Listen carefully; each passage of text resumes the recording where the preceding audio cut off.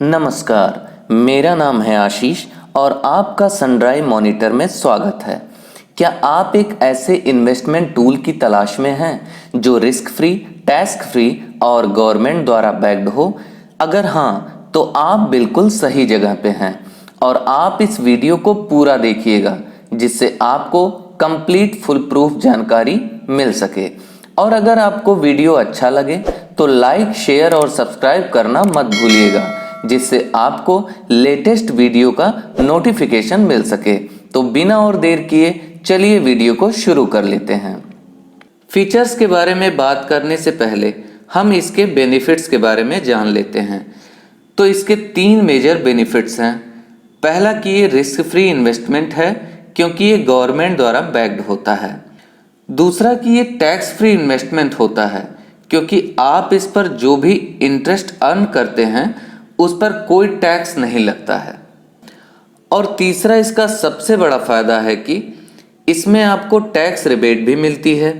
Under section 80C में 1.5 लाख तक के इन्वेस्टमेंट पे क्योंकि आपको 80C के अंदर रिबेट मिलती है तो आप इसके अंतर्गत भी 1.5 लाख तक के इन्वेस्टमेंट कर सकते हैं और उस पूरे अमाउंट पर आपको 80C के अंदर रिबेट मिलेगी। लेकिन रुकिए तो सही, क्या आपको ये पता है कि आप PPF के अंदर इन्वेस्ट किए गए पैसे पर मिलने वाले ब्याज को मैक्सिमाइज भी कर सकते हैं? अगर नहीं तो आप इस वीडियो को स्किप किए बिना लास्ट तक जरूर देखिएगा। तो चलिए कुछ फीचर्स के बारे में बात कर ही लेते हैं।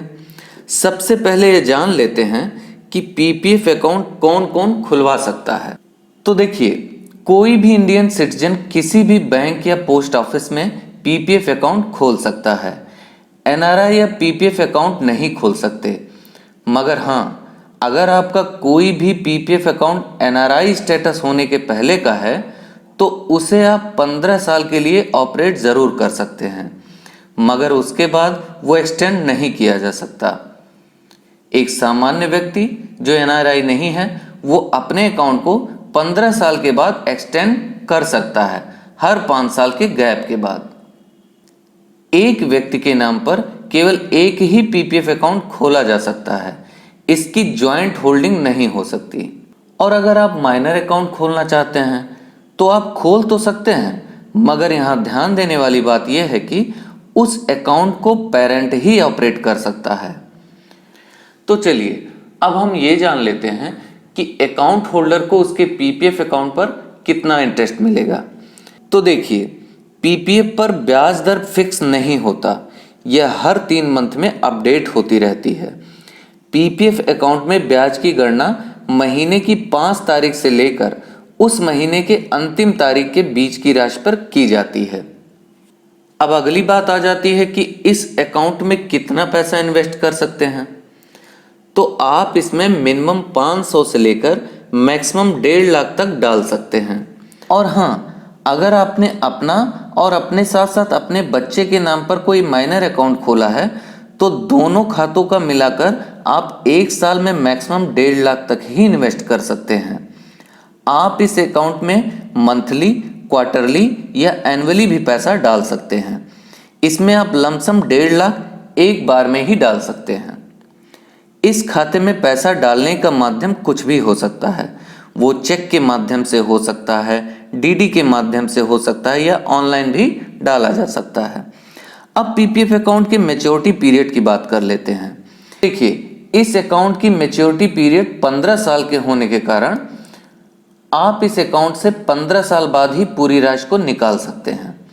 यहाँ ध्यान देने वाली बात यह है कि ये 15 साल फुल 15 फाइनेंशियल ईयर होने ही चाहिए। इसे आसान भाषा में कह लें तो अगर आपने 1 अप्रैल 2020 से PPF अकाउंट में पैसे डालना शुरू किया होगा तो आपकी मैच्योरिटी पीरियड 31 मार्च 2035 को ही मानी जाएगी। तो चलिए अब हम इस पर मिलने वाले ब्याज के बारे में कुछ और बात कर लेते हैं।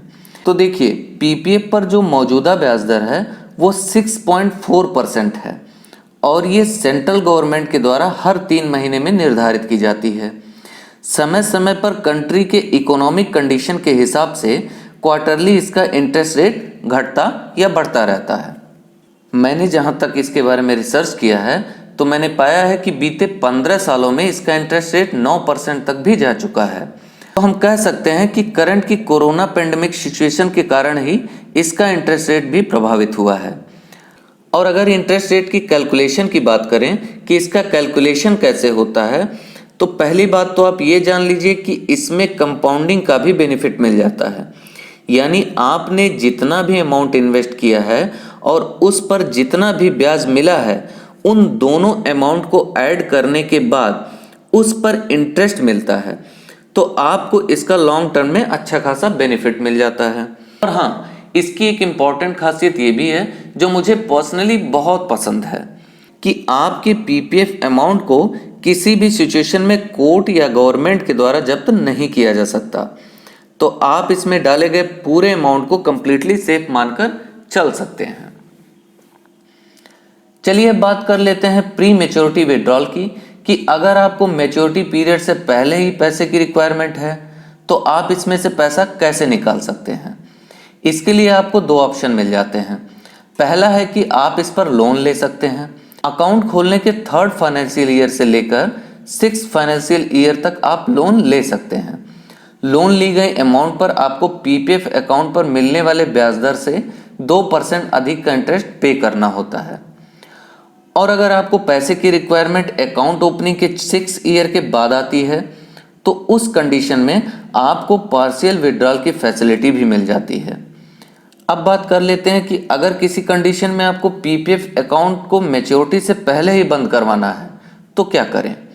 गवर्नमेंट की तरफ से 1 अप्रैल 2016 को जारी नोटिफिकेशन में बताया गया कि पीपीएफ अकाउंट कुछ रेयर केसेस में ही क्लोज करवाए जा सकते हैं, जिसमें पहली कंडीशन है कि serious illness of any family member of account holder.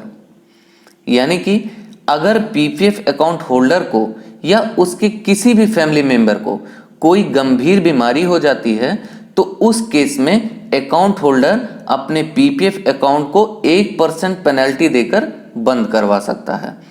और दूसरी कंडीशन है कि अगर अकाउंट होल्डर अपने या अपने बच्चों को हायर एजुकेशन दिलाना चाहता है तो उस केस में भी 1% पेनल्टी पे करके अकाउंट को बंद किया जा सकता है। अब अंत में बात कर लेते हैं कि आप अपने पीपीएफ अकाउंट पर अच्छा खासा रिटर्न कैसे गेन कर सकते हैं। इसके लिए आप कुछ बातों को ध्यान में रख सकते हैं, जिसमें सबसे पहला है कि आप हर महीने की 1 तारीख से लेकर 5 तारीख के बीच में ही पैसा डालें। अगर आप ऐसा करते हैं तो आपको उस मंथ में डाले गए अमाउंट पर भी पूरा इंटरेस्ट मिल जाता है। पीपीएफ प्लान पर इंटरेस्ट आपके अकाउंट में ईयरली बेस पर क्रेडिट होता है, बट इंटरेस्ट जो आपको मिलेगा वो मंथली बेस्ड होगा, यानी साल के 12 महीने इंटरेस्ट कैलकुलेट होता है। और अगर आप चाहते हैं कि आपको इस प्लान का मैक्सिमम इंटरेस्ट मिल सके तो मैं आपको यही रिकमेंड करूंगा कि अगर हो सके तो आप इसमें ईयरली बेस्ड यानी कि कोई लमसम अमाउंट ही डालें। अगर आप एक फाइनेंशियल ईयर में एक मुश्त 1 अप्रैल से लेकर 5 अप्रैल के बीच पैसा डालते हैं तो उस पर्टिकुलर अमाउंट पर आपको पूरे फाइनेंशियल ईयर का इंटरेस्ट मिल जाया करेगा। तो दोस्तों, कैसा लगा हमारा ये वीडियो कमेंट बॉक्स में बताना मत भूलिएगा। और हाँ, इसी तरह के और भी वीडियो के नोटिफिकेशन पाने के लिए चैनल को सब्सक्राइब करके बेल के बटन को दबा के ऑल को सेलेक्ट करना तो बिल्कुल भी मत भूलिएगा। तो मिलते हैं नेक्स्ट वीडियो में, तब तक के लिए जय हिंद।